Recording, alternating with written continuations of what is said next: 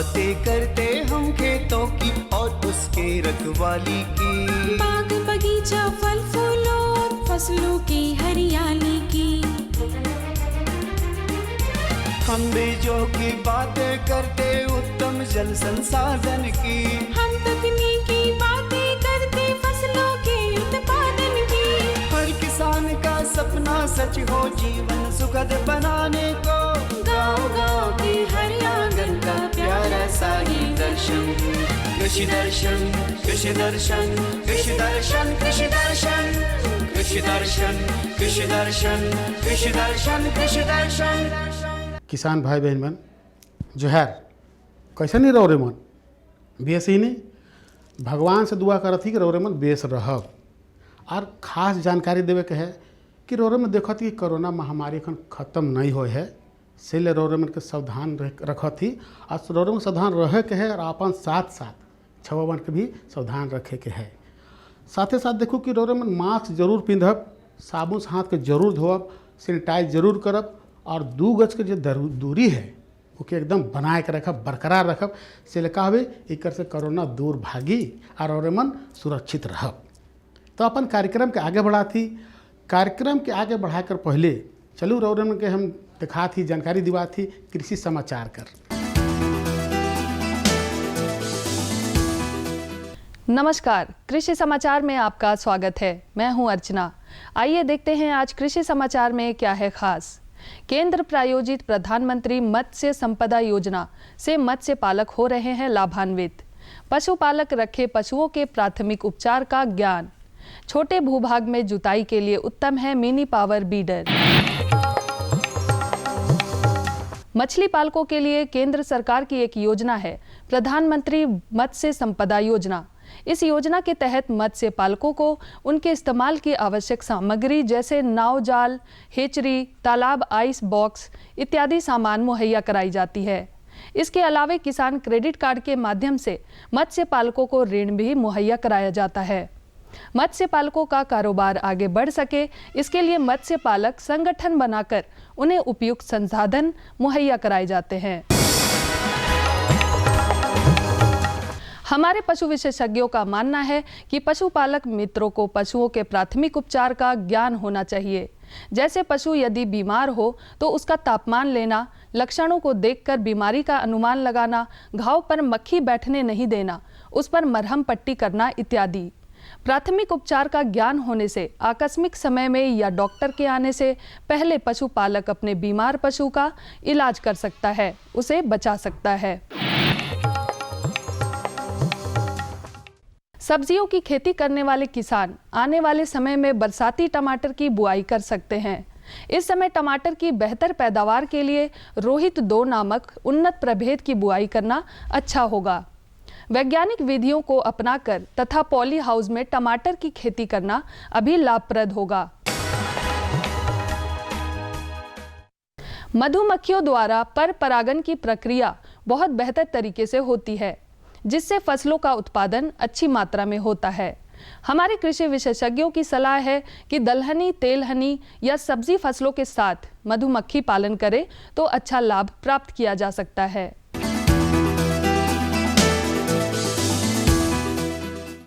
छोटे खेत, बागीचों या कम भूभाग में जुताई करना हो तो उसके लिए बहुत ही उपयोगी कृषि उपकरण है मिनी पावर बीडर।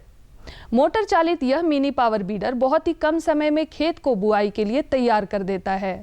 इस उपकरण को मिनी पावर बीडर कहते हैं। ट्रॉली नुमा दिखने वाला यह उपकरण छोटे खेतों एवं बागीचों में जुताई करने के काम आता है। किसान इस उपकरण की सहायता से खेत की जुताई कार्य को आसानी से कम समय में खत्म कर सकते हैं। और अब एक नजर राज्य के कुछ प्रमुख शहरों के मौसम के मिजाज पर। आज राज्य के कुछ प्रमुख शहरों के तापमान इस प्रकार दर्ज किए गए। रांची अधिकतम 34 डिग्री सेल्सियस, न्यूनतम 20 डिग्री सेल्सियस। देवघर अधिकतम 37 डिग्री सेल्सियस, न्यूनतम 19 डिग्री सेल्सियस। जमशेदपुर अधिकतम 37 डिग्री सेल्सियस, न्यूनतम 22 डिग्री सेल्सियस। मेदिनीनगर अधिकतम 35 डिग्री सेल्सियस, न्यूनतम 20 डिग्री सेल्सियस। धनबाद अधिकतम 37 डिग्री सेल्सियस, न्यूनतम 19 डिग्री सेल्सियस। कृषि समाचार में आज इतना ही। किसान भाइयों, आपसे अनुरोध है कि कोरोना का टीका अवश्य लगवाएं, सैनिटाइजर और मास्क का उपयोग करें, साथ ही सरकार द्वारा निर्देशित सामाजिक दूरी एवं अन्य निर्देशों का पालन करते हुए कृषि कार्य करें, ताकि हम और हमारा देश स्वस्थ रहें, सुरक्षित रहें। इसी के साथ अगले अंक तक के लिए दीजिए इजाजत। नमस्कार, जोहार। किसान भाई बहन मन, कृषि समाचार में रोरे मन तकनीक कर बारे में, उपकरण कर बारे में, मौसम कर हाल कर बारे में और कृषि संबंधी नवा जानकारी मिलक। एखन बेरा हो जा है एक छोटा सा विराम के। हम विराम के बाद घूर के आवत थी और रोरे मन की जानकारी दिवा थी।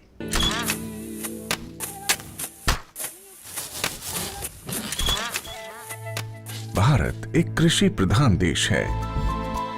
भारतीय अर्थव्यवस्था में कृषि एक मुख्य स्तंभ की तरह है और हमारे किसान अन्नदाता। लेकिन कभी कभी प्रकृति के सख्त तेवर के कारण हमारे किसानों को उचित कृषि उत्पाद हासिल नहीं हो पाता। ऐसी स्थिति में उन्हें सुरक्षित रखने के लिए प्रधानमंत्री फसल बीमा योजना प्रदान की गई है। प्रधानमंत्री फसल बीमा योजना को किसानों तक पहुंचाना और उन्हें लाभान्वित करने का काम बैंक और राज्य स्तरीय बैंकर समितियां यानी SLBC की हैं। इनमें सार्वजनिक और निजी वाणिज्यिक बैंक के अलावा क्षेत्रीय, ग्रामीण, सहकारी बैंक के साथ साथ कई प्राथमिक कृषि सहकारी ऋण समितियों को भी शामिल किया गया है। इस योजना का लाभ उठाने के लिए किसानों का नामांकन जरूरी है। इस समय 540 बैंक की 1.5 लाख शाखा के द्वारा किसानों का नामांकन किया जा रहा है। प्रधानमंत्री फसल बीमा योजना एक कारगर उपाय है। यह हमारे लिए सुरक्षा कवच की तरह है। फसल अगर बर्बाद भी हुई तो भी हमें मुआवजा मिल जाता है। जमीनी स्तर पर की गई समीक्षा और अध्ययन के आधार पर कृषि मंत्रालय भारत सरकार की योजना प्रधानमंत्री फसल बीमा योजना में कई बदलाव किए गए हैं। इस बदलाव के कारण किसानों की समस्याओं का निदान कर उन्हें और सशक्त बनाया जा सकेगा। इसके अलावा SLBC और बैंकों के कार्यों और भूमिकाओं को और अधिक विस्तृत किया गया है।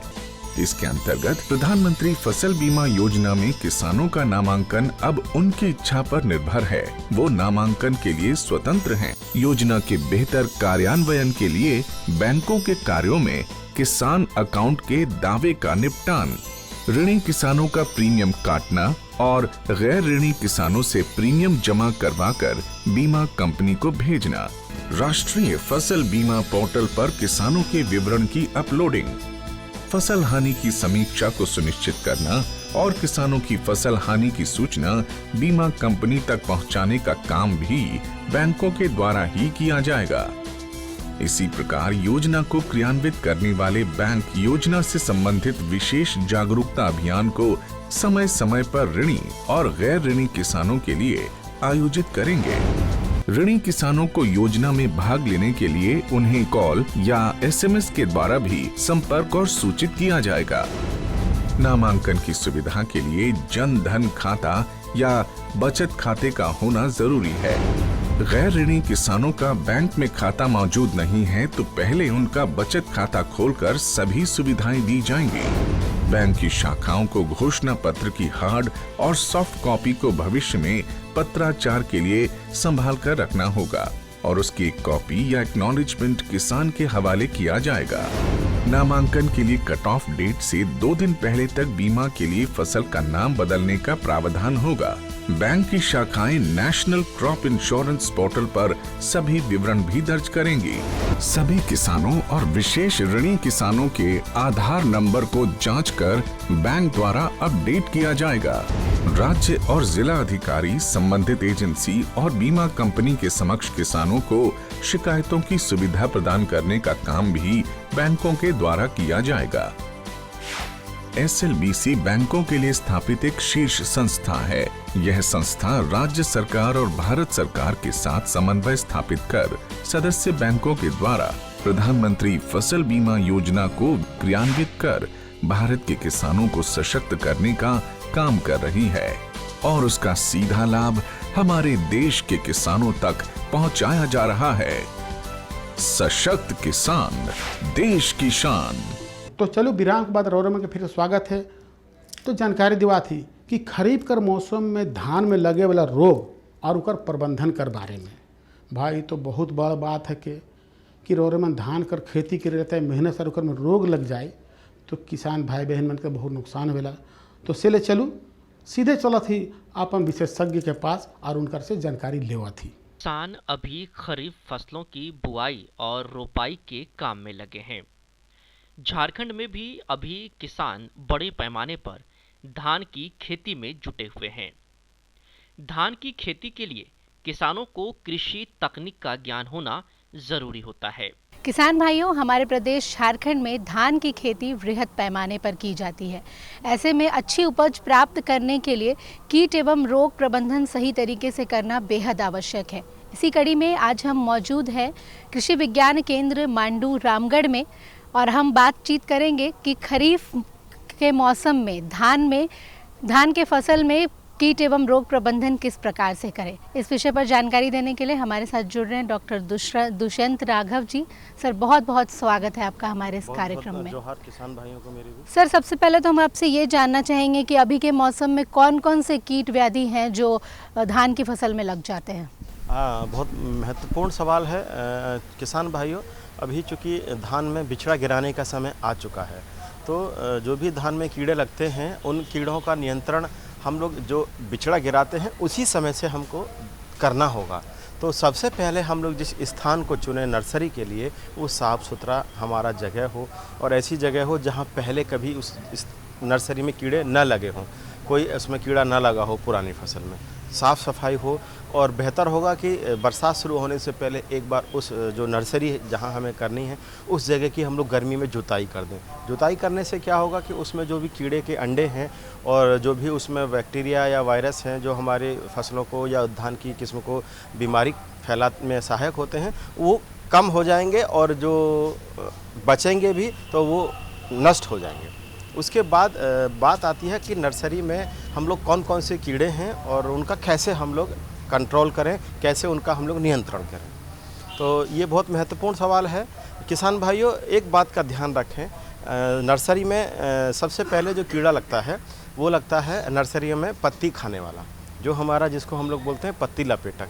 जब हमारी धान की नर्सरी 15 से 20 दिन की होती है, उसी समय वो पत्तियों को काट देता है।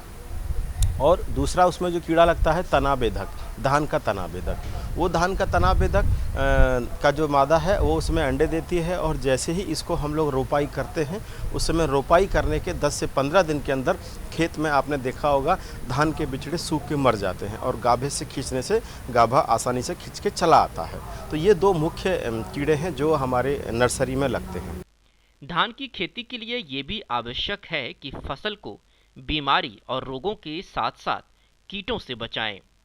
धान की फसल को विभिन्न बीमारियों में धान का झोंका, भूरा धब्बा, शीत ब्लाइट, आभासी कंड और जिंक की कमी आदि की समस्या प्रमुख रूप से होती है।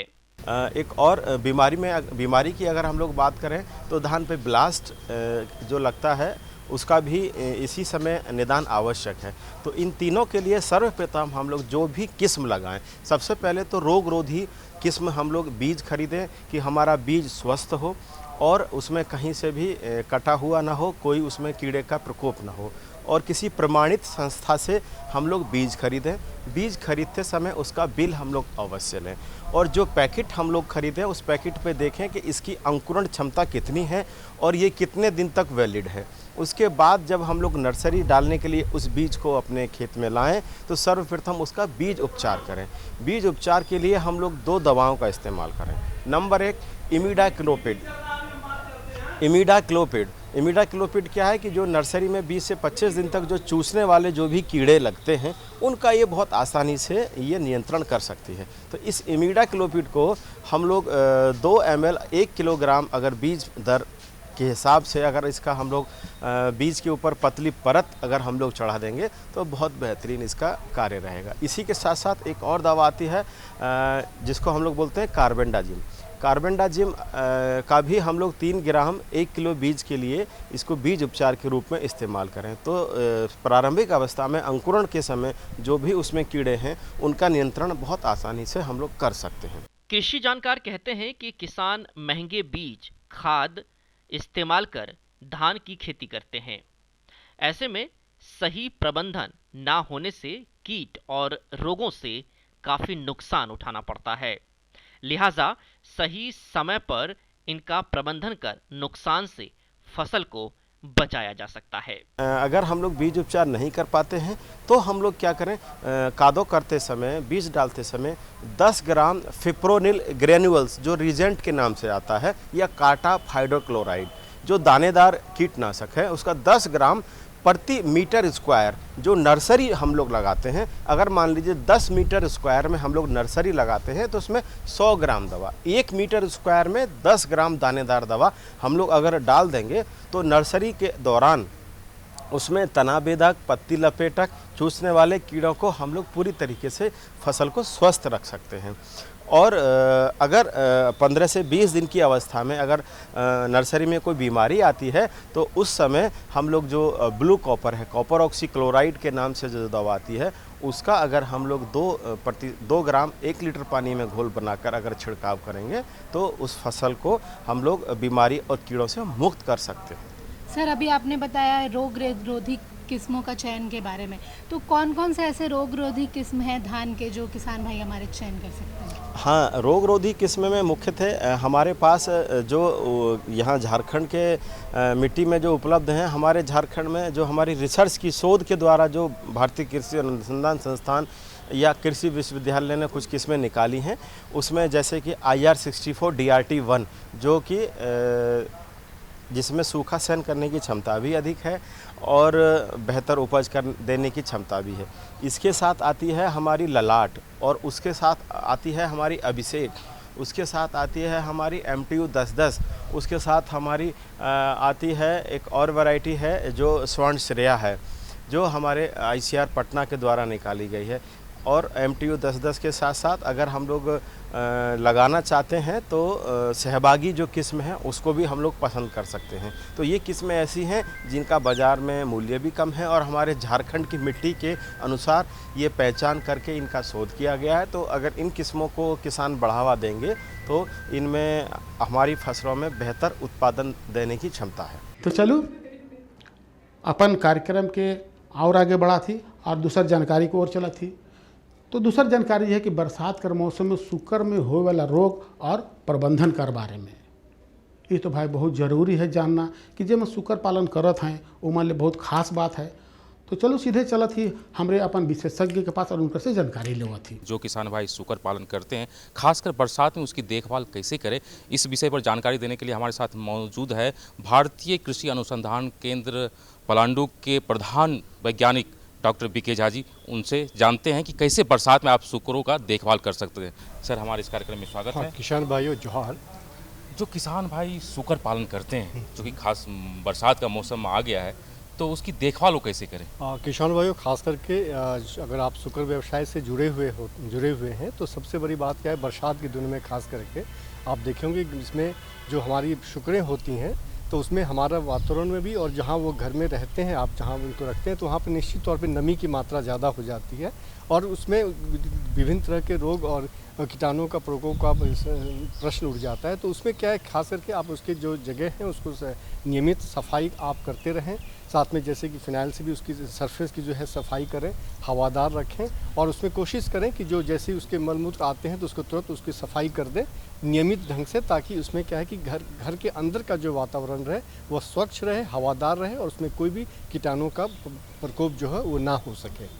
तो ये तो हो गई रख रखाव की बात। यदि हम खान पान की बात करें तो उसमें किन बातों पर ध्यान रखना चाहिए? किसान भाइयों, खास करके जैसे कि मैंने बताया कि बरसात के समय में रोगों की बीमारियों के लक्षण के ज़्यादा संभावनाएं बढ़ जाती हैं। तो इसमें क्या होता है, खास करके आपको आहार प्रबंधन जो है यह बढ़िया रखने की आवश्यकता होती है, खास करके जैसे हम आहार प्रबंधन की बात करें किसान भाइयों, तो इसमें जैसे कि आप जो एक तो क्या होती है हमारी विलायती जो शुक्र होती है, तो उसका नेचुरली उसके रखरखाव में बहुत ज़्यादा मेहनत होती है, बहुत ज़्यादा खर्च भी आता है। लेकिन हमारे पास झारखंड के परिवेश में खास करके जो हमारे जो शुक्र पालन करते हैं हमारे किसान, तो उसमें वो हमारे जो विलायती और जो हमारी देसी है उसके जो क्रॉस संकर किस्म है, तो यह बहुत ही सजग ढंग से और यह उनकी जो रोग धारक क्षमता जो रहती है वो भी उसमें अधिक पाई जाती है। तो इसमें क्या होता है कि जो आप आहार प्रबंधन करते हैं खास करके, तो इसमें जैसे कि मैंने बताया कि एक तो जैसे हमारे देशी है, तो उसमें जो भी घर के अवशेष बचे हुए होते हैं, जूठन है या जो भी आपके अनाज बचे हुए हैं, तो उसको आप इनको दे सकते हैं। घर की जो हमारी व्यस्त है जो अनाज बच जाते हैं। दूसरा क्या है कि अगर हम वैज्ञानिक ढंग से अगर हम बात करें कि उसकी कैसे आहार प्रबंधन बढ़िया करें, तो इसमें खास करके किसान भाइयों आपको यह जानकारी, तकनीकी जानकारी होनी चाहिए जिससे कि आपको शुक्र पालन से अधिक फ़ायदा मिल सके। तो इसमें क्या होता है, जैसे आप आहार देते होते हैं, तो जैसे हमारा पिगलेट बच्चे होते हैं जो अभी जैसे दूध दे रहे होते हैं, तो उनको साथ साथ जैसे वो 10 दिन के हो जाते हैं, 15 दिन के, तो उनको क्या है ठोस आहार भी उनको देना होता है। तो ठोस आहार जैसे उनको देने से क्या होती है, उनकी बढ़वार अच्छी होती है, जिसको हम क्रिप राशन भी कहते हैं। उसके बाद जो होता है हमारा, तो उसको हम ग्रोअर राशन कहते हैं। और उसका जो एडल्ट से जब एडल्ट में आ जाती है तो उसको हम कहते हैं फिनिशर।